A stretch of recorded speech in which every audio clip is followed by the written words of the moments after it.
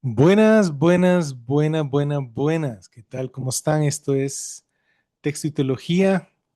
Aquí estamos hablando acerca de estos manuscritos y de un artículo que estamos revisando de la doctora Katie Leggett, en el cual ella trata de revisar el número 60 que se ha manejado del número de manuscritos completos del Nuevo Testamento griego. Ella baja ese número a 55 y va y viene y los revisa uno por uno y dice, bueno, los que verificadamente están completos de pe a pa, de Mateo, Apocalipsis, son estos nueve. De los 55, estos nueve está verificado que son completos. Y hay un grupo que está preliminarmente completo, pero que falta que sea indexado cada una de sus hojas. Entonces, de esos nueve, hay siete que son de la familia 35 y por eso me llamó la atención este artículo y por eso lo estamos revisando hoy. Pues bien, en el video anterior vimos que el manuscrito 141 es uno de esos siete dentro de los nueve. Y este manuscrito tiene una laguna que es suplida por otro manuscrito, que es si no me equivoco, el 866. Entonces, ahora ya se sabe que el manuscrito 141 es un solo manuscrito porque la laguna la suple otro manuscrito. Entonces, se ha cancelado el número 866 y se ha dejado como un solo número 141. Pero este manuscrito, que es EAPR, este manuscrito en Apocalipsis no tiene precisamente el perfil de la familia, a pesar que el resto de los libros sí tienen el perfil de la familia 35, pero en Apocalipsis no es de la familia. Hoy vamos a hablar de dos manuscritos que se han puesto como uno solo, que en Apocalipsis sí presenta el texto de la familia. Y bueno, para eso es este video, para ver estos dos manuscritos y de qué se trata todo esto, así que espero que sea de bendición para todos ustedes. Bien. Entonces, revisión de artículo, ¿cuántos manuscritos griegos del Nuevo Testamento completos hay en realidad? Parte 3, GA 2382 y GA 2723 son un solo manuscrito. Entonces, me había concentrado en revisar estos 7 manuscritos que están en rojo dentro de los verificados completos. Y habíamos hablado del 141, pero después me puse a revisarlos preliminarmente completos para ver si, como el 141 no es precisamente familia 35 en Apocalipsis, para ver cuáles de los preliminarmente completos eran o no dentro de la familia en el Apocalipsis. Y al llegar precisamente al 2382, me topé con el hecho de que este 2382 solo tiene los evangelios. Entonces me pregunté yo cómo es que está clasificado como EEAPR si solo tiene los evangelios. Investigando un poco más, este 2382, bueno, y aquí estamos utilizando algún tipo de imagen de los manuscritos que, bueno, lo hacemos con fines educativos y sin fines de lucro. Bien, este manuscrito 2382 está en el monasterio, perdón, su procedencia es del monasterio Dusiku, que está en Trikala, Grecia. Pero su ubicación es que está en Estados Unidos, en Nueva York, en un museo que se llama Morgan Library and Museum. Este museo está en Manhattan, se puede ir a visitar y vamos a ver alguna foto de él. Su contenido son los evangelios. Y viene una descripción del artefacto en sí del manuscrito. Tiene una columna, 18 líneas por página. La página tiene una altura de 18 a 19 por de 13 a 14 centímetros. Y tiene unas 360 hojas. Esa es digamos como la ficha técnica. Y pueden ver acá, este es el encabezado del principio del Evangelio de Mateo. Y si pueden ver acá, dice, Biblos, Geneseos, Isu Christu, Iu David, Iu Abraham. Entonces, un libro de genealogía de Jesucristo, hijo de David, hijo de Abraham, y después comienza, como ustedes saben, Mateo comienza con la genealogía de Jesucristo. Esta es la primera hoja de este manuscrito que está en el Museo de Morgan. Y si ustedes pueden ver aquí, dice Museo de Arte y aquí abajo dice Morgan Library. Este es el Morgan Library and Museum que está en la parte Mid-South de Manhattan. Tiene un anexo recientemente construido, la fachada de enfrente. Este fue construido a principios del siglo, si no me equivoco, en 1904, 1905, por ahí. Y entonces, esta es la parte, por la parte de adentro, miren qué bonito se ve. Esos tres niveles, ¿verdad?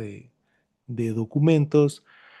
Este, este señor JP Morgan, que fue multimillonario, que al morir él llegó a amasar una fortuna de equivalente a estos días de 3.000 millones de dólares. Eh, entonces él fue recogiendo objetos, los compraba, objetos antiguos, y los coleccionaba en su propia casa, tanto libros como otro tipo de cosas. Pero en un momento que ya no cabían en su casa. Entonces decidió él construir y fundar esta librería, que ahora es una librería pública. Aquí se ve en el libro abierto uno de los ejemplares de la Vulgata Latina. Bien, entonces este es el manuscrito 2382 que contiene los 4 evangelios. Y si ustedes pueden ver acá, la forma de la escritura, pueden ver cómo la delta tiene la misma inclinación cada vez que la hace el escriba, y eso nos va a servir para comparar el otro manuscrito. El otro manuscrito es precisamente el GA 2723 y su procedencia es del mismo monasterio en Trikala, Grecia, pero este sí está ubicado en Trikala. Su contenido es APR, es decir, tiene el libro de los Hechos y las católicas, que son las universales o generales. Tiene las Paulinas y el libro de Apocalipsis. Entonces, este sí tiene el libro de Apocalipsis, eh, pero en su descripción tiene que es de una columna, 18 líneas por página, altura de 19 por 14, tiene la misma cantidad de hojas. Entonces, es el mismo tamaño, mismas características y la misma mano, ¿verdad? Solo que como les digo, está ubicado aquí en Hieramoni du Siku, y entonces tiene la misma mano y tiene el complemento de lo que no tiene el otro. Entonces los expertos llegaron a la conclusión de que es un mismo manuscrito. Este es el monasterio de Dusiku. Es un monasterio que fue construido en el siglo XVI. Pueden ver que está en una ladera en el campo cerca de Trikala. Este señor San Besarión fue el fundador y el constructor del monasterio, arzobispo de Larisa. Él, un señor muy constructor, él construyó un puente para el pueblo y otras obras por ahí. Esto fue en el siglo XVI y este es como en los católicos el altar en la iglesia, pues este se llama el Catholicon. Entonces él construyó el monasterio, lo primero que hizo fue construir el Catholicon, pues porque el sitio a donde se brinda el culto. Y si vemos la característica, podemos ver también en las deltas cómo tiene justo la misma inclinación, y entonces se ha llegado a la conclusión de que tanto el GA 2382, que es de los evangelios, como el GA, 2723, que tiene APR, es el mismo manuscrito. Es el mismo artefacto, el mismo tamaño, el mismo número de líneas, la misma mano, ¿verdad? Y resulta que tanto el uno como el otro, el doctor Pickering los tomaba por separado, porque así se tomaba antes. Esto es nuevo de este año apenas. Entonces el doctor Pickering los identificó como buenos representantes de la familia. El de la izquierda para los evangelios y el de la derecha para el resto de los libros. Ahora que son uno, entonces hay dos asuntos acá. Primero, el número que va a tomar, que aparentemente ya se decidió, los que catalogan estas cosas, no nosotros, que el número que va a tomar es el 2382 y se elimina el número 2723, o sea, el número mayor se elimina. El otro asunto es la datación, que este 2723 que está en el monasterio tiene una datación del siglo XI, mientras que este otro que está en Estados Unidos tiene una datación del siglo XIII, pero es el mismo manuscrito. Entonces aquí, por un lado, quisiera expresar pues una llamada de atención de que esta datación en los manuscritos a donde no sale en un colofón cuando fue copiado es variable. Depende de quién hace la datación, de qué tomó en cuenta, no solo, entonces es un asunto de paleografía, ¿verdad? Se le debería poder hacer algún tipo de estudio físico al manuscrito, pero tampoco se quiere destruir el manuscrito para ver el asunto del carbono 14. El carbono 14 tiene un rango de 100 a 50 años, entonces tampoco es tan exacto como quisiera uno. Eh, ojalá ellos, los que catalogan los manuscritos, conserven la fecha de datación del siglo XI, ¿verdad? Porque, bueno, es un manuscrito de la familia y si ya se catalogó como siglo XI, ¿por qué no seguir el siglo XI como la fecha real, ¿verdad? Y bueno, ellos sabrán, lo más probable es que tomen que es del siglo XIII, que pues es un problema, pero al final no lo es. Les explico.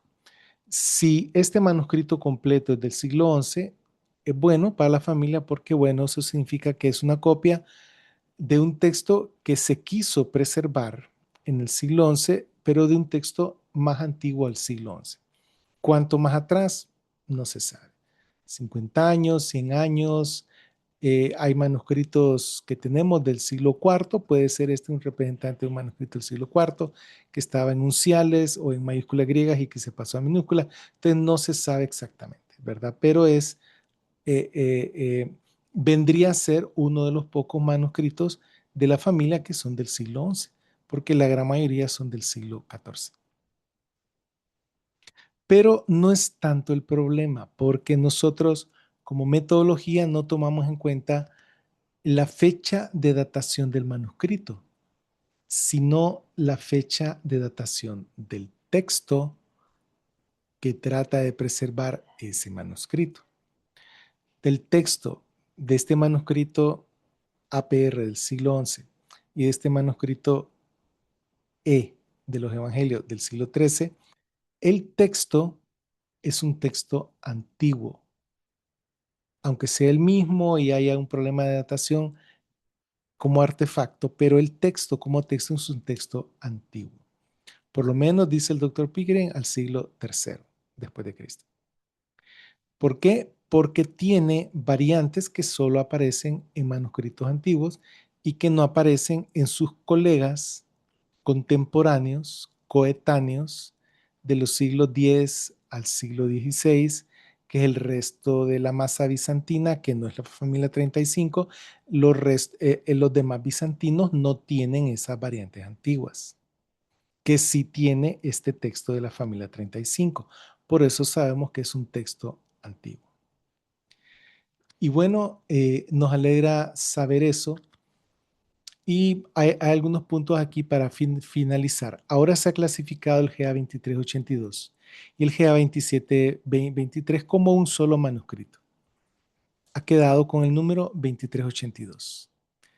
El 23, perdón, el GA 2723 se ha considerado el siglo XI.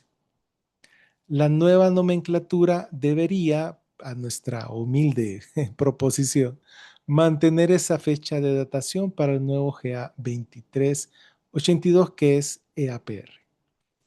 El GA 2382 entonces viene a ser un manuscrito EAPR conteniendo presumiblemente todo el Nuevo Testamento.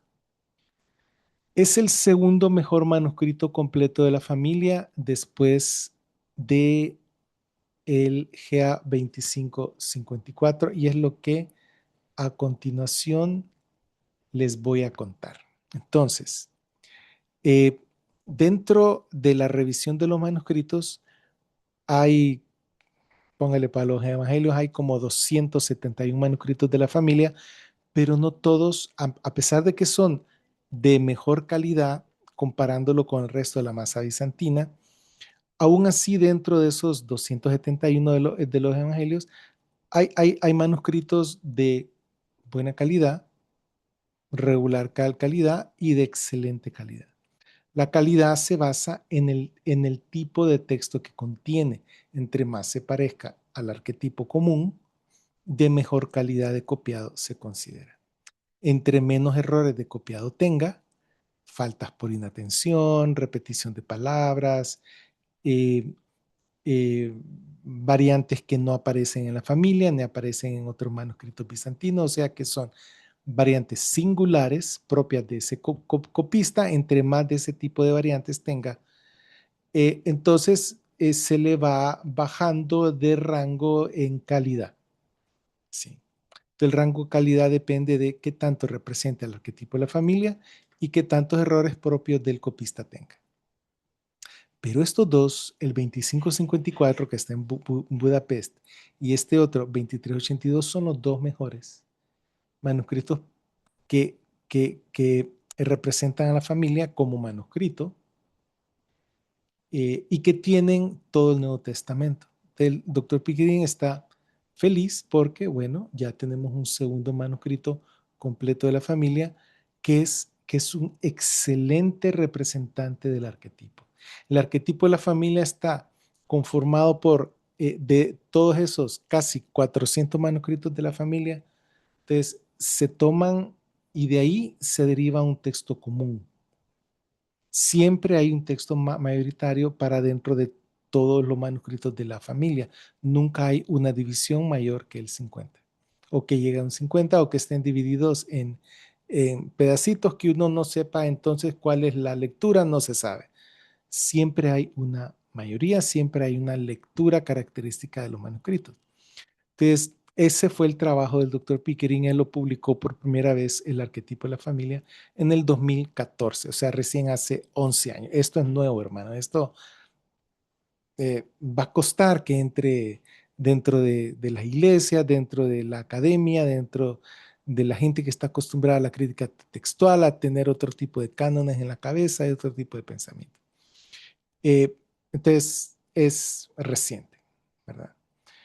Eh, pero en el 2015 él publicó la segunda edición de ese texto, ya va por la quinta edición. Sin embargo, el texto no lo ha modificado, no ha sido modificado de la primera edición a la quinta, que la sacó ahorita, lo pueden comprar en Amazon, ahorita en 2026.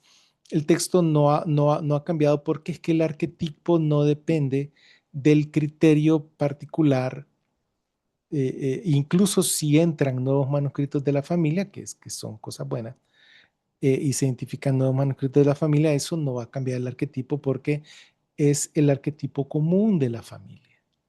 Entonces, es un texto que probablemente sea el texto más estable como edición griega del Nuevo Testamento.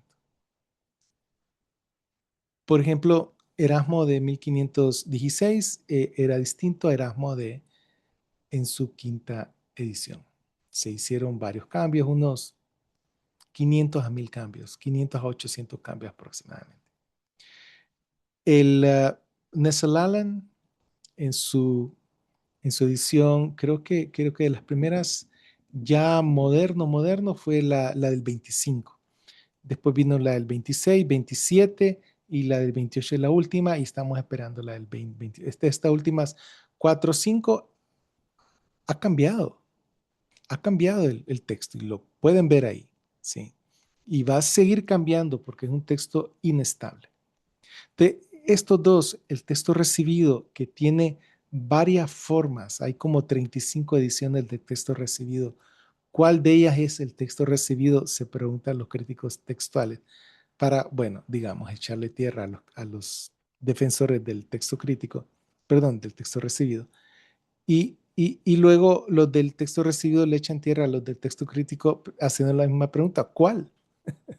¿Cuál es? ¿Cuál es? ¿Será el de Holman? ¿Será el de la nueva versión internacional?